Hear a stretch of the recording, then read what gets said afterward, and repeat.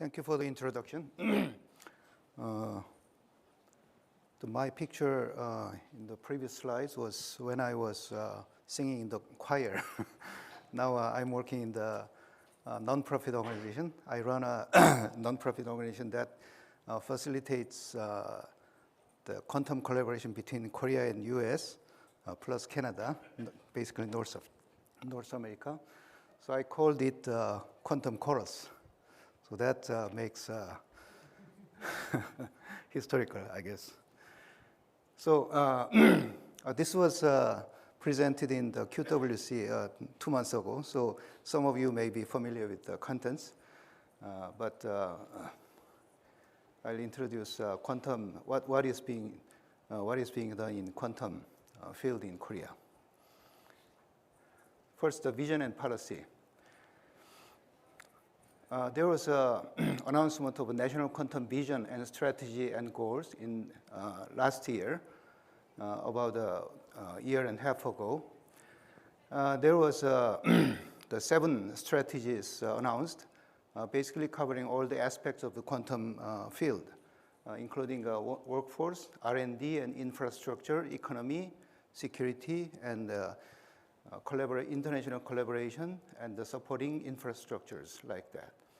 So you can find this, this is just a brief, but you can find the full text, which is about 40 pages, in the Entanglement Exchange website in Korean branch. And I brought some copies in the Q Center booth in this exhibition. So they set ambitious goal to invest US $2.3 billion in next 10 years. So that's in Korean currency, that's 3 trillion won. That's huge amount of money.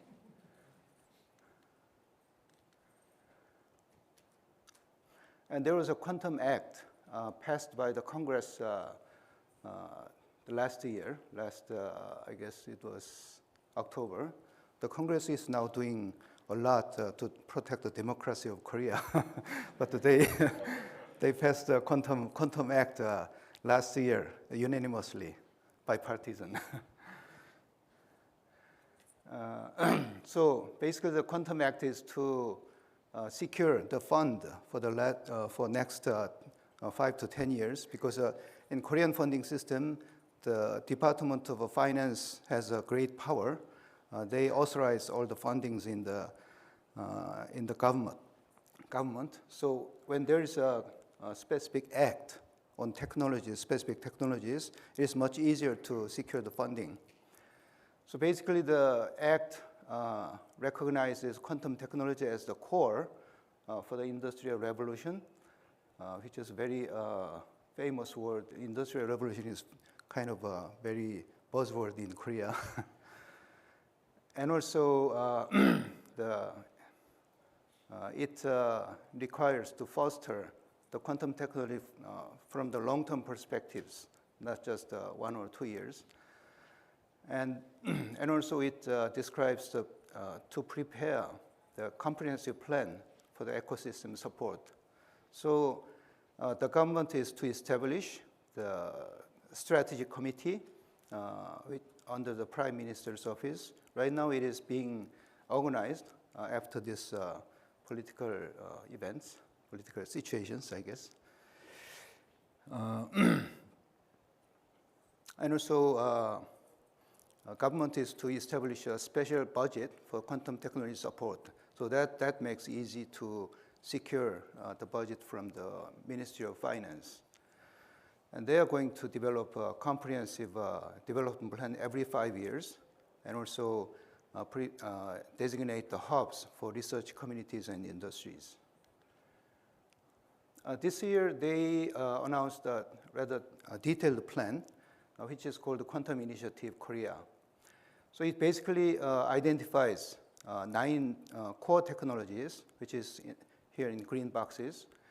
And they are based on the strengths that Korea has, which is, the first is R&D investment, which is almost 5% of the GDP. This is only second only to the Israel.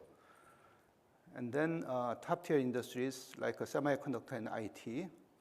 And so Korea has a lot of manufacturing and service industries, which can be a beneficiary of quantum technology. So these are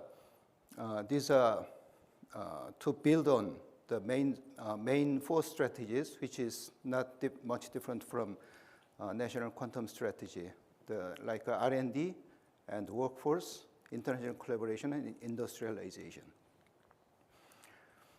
It is not just quantum technology that it is supported.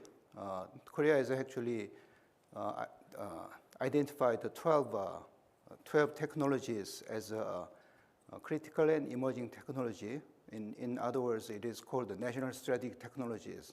Quantum technology is appointed as one of them, and there's a blueprint for the government investment this year, which is going to invest 30 trillion Korean won, which is 22 billion US dollars, for over 5 years. So this is a very bold plan, but I don't think it is going to change even the government changes. The budget and ecosystem. It is even amazing to me how the graph goes that fast in just 5 years. It's tenfold increase in just 5 years. And Congress has just passed next year's budget. And in that budget, the quantum technology budget is almost a 50% increase. It's not just 30%. So it is based on all the backed by activities done in last 4 years, like investment plan, national vision, quantum act, quantum initiative, and strategic technologies kind of things. Quantum workforce is the first element of the ecosystem. So in 2020, we established the Q Center in SKKU that does a lot of multi-level training programs. We called it Quantum Smart Training.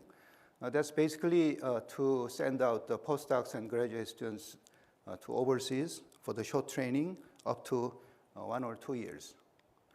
Then there's graduate schools of quantums. It's a consortium of universities that has a physics department to have collaborated curriculums for the quantum education. So it is also supported by the government, and they have a goal of more than 500 PhDs by 2032.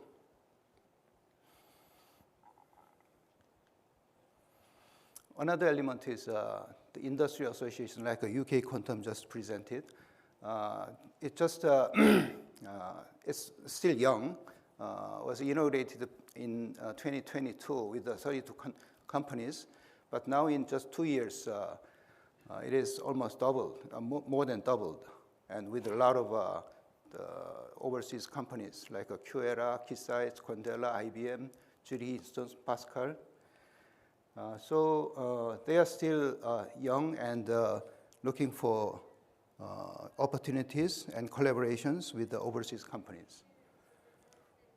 So I brought KQIA to exhibit in this event. They also have a working group. Right now it has 4 working groups: industry policy, application, standard, and supply chains, and is going to actively work on those topics. This year, it's actually last year. Yeah, last year they have collaborated market research with QEDC as well. Last but not least, the quantum fab is another element of ecosystem. Near Seoul, the south of the Seoul, there's 2 big semiconductor complex. One is Samsung and the other is SK Hynix. And they are just 30 miles apart. And in between those two companies' complex, there's hundreds of semiconductor SMEs that supports those two companies. So that's we call the semiconductor corridor. And it's a great ecosystem, semiconductor ecosystem. And SKKU is in the middle of that corridor with a CANC, which is a national semiconductor fab. And they are making quantum foundries for superconductor qubits. And recently they made a 20 qubits superconductor QPU for national flagship project, and now running MPW quarterly, 2 months for turnaround time. And also, there are many open clean rooms for quantum research, at least in 6 major metro cities, with material research and device fabrication. 2 of them are recently awarded with the National Quantum Open Fab. Research and development. Korean government's R&D program, these are the government R&D programs, is composed of, say, each bar is we call the program, and each program is about 30 to 40 million US dollars, spanning 7 years, and includes a lot of projects. So we launched 2 programs. We launched the 2 programs in 2019, but now we have a lot of programs.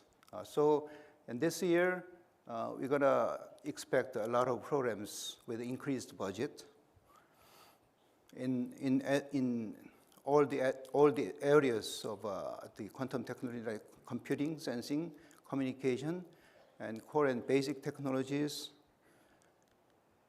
and infrastructure, and workforce and international collaboration. So number of programs is also going fastly up. Now, this year we have 13 programs, but next year expecting 22 programs, 22 or 23 programs. One of the program, the dominant program is a quantum flagship project, which is going to happen. This is the bigger program than others. It spends almost more than $500 million over 8 years in quantum computing and quantum communication and quantum sensing. In quantum computing, they are aiming a 1,000 qubit system with a lot of technology aggregations. And also in communication, they are looking for a 3-node network with the quantum repeaters. And in sensing, they're aiming to industrialize some of the early sensors.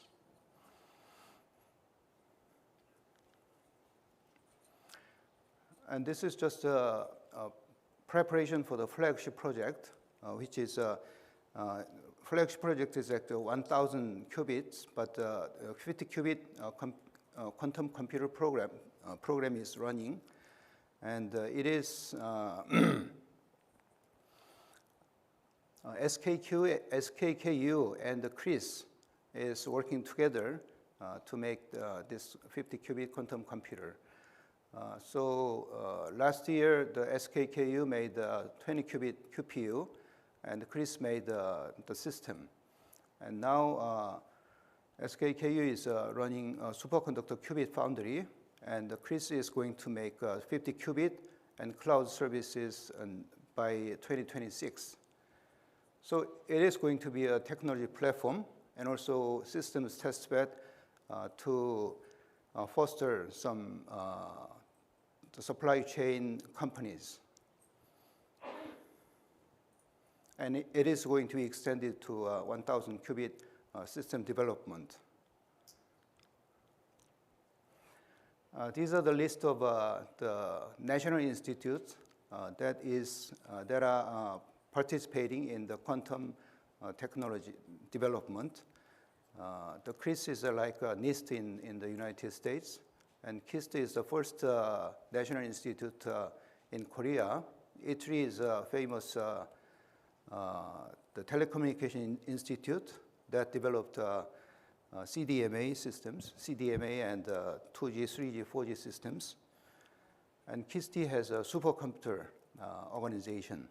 And the KERI is the Atomic Energy Institute. So they are involving they are coming into, they actually work in the various aspects of the quantum technology. But there are more institutes. Actually, the MSIT has more than 20 such kind of institutes, and many of them have the technologies that can be a quantum application, like bio and chemistry, mechanics, geology, material, and fusion. So they are going to come into the quantum technology research.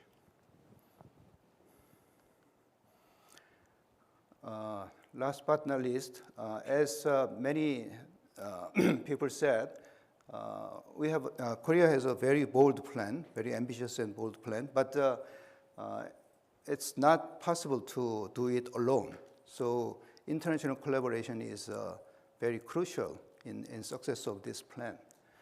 So government is increasing the international collaboration, dedicated budget for international collaboration. Right now it is about 15%, but it is going up, I believe. So there are two centers. This is me, and this is another center in Europe, and this is the headquarters in Korea. So the span of the international collaboration is going to be wider and deeper. So there are a lot of needs in Korea for the international collaboration, even in the industry and academia.